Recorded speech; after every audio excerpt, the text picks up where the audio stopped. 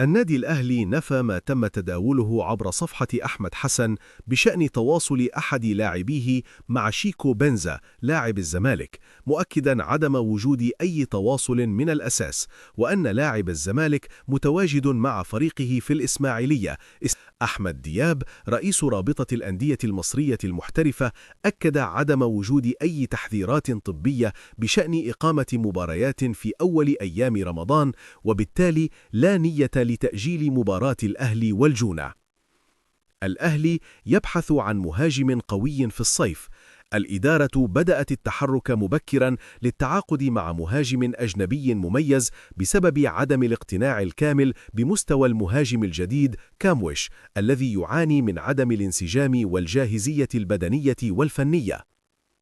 تقارير تشير إلى أن عقوبة الأهلي في أزمة مباراة الجيش الملكي ستكون مالية على الأرجح، مع احتمال إيقاف الجماهير لمباراتين مع إيقاف التنفيذ.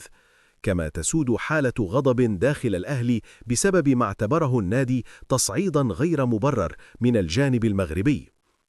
حسين الشحات تعرض لهجوم إعلامي وجماهيري مغربي بعد مناوشات نهاية المباراة، رغم عدم معاقبته من حكم اللقاء.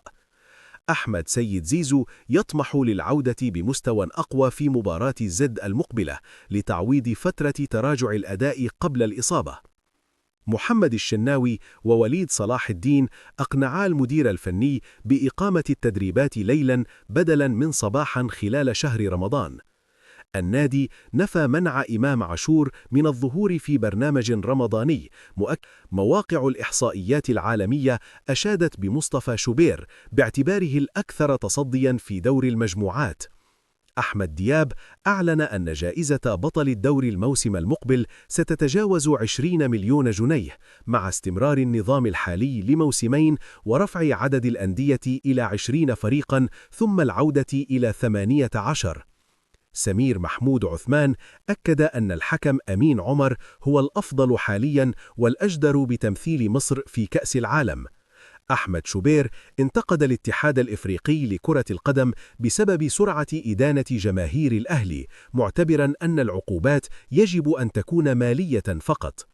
طلعت يوسف أكد أن الأهلي قدم مباراة قوية وكان قادراً على الفوز بنتيجة كبيرة، مشيداً بأداء محمد علي بن رمضان وطاهر محمد طاهر، ومؤكداً أهمية التركيز لإمام عاشور داخل الملعب.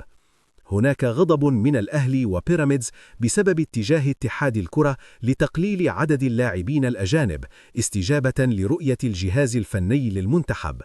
ضياء السيد أبدى قلقه من احتمال تأثر قرارات الكاف بنفوذ المغرب، مطالبا الأهلي بالتعامل بحزم مع أي تجاوزات مستقبلية.